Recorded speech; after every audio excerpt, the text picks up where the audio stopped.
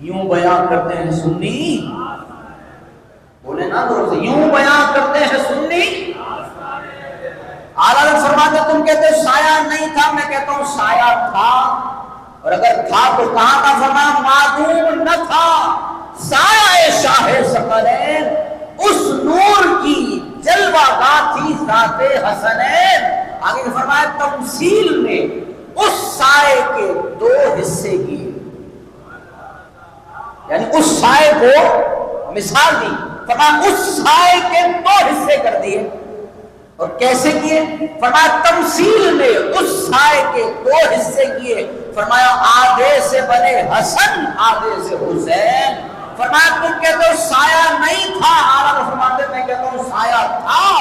کہاں تھا؟ فرمایا حضور کے سائے کو اگر دیکھنا ہے تو ذات حسنین میں دیکھ لو۔ اب پتہ چلا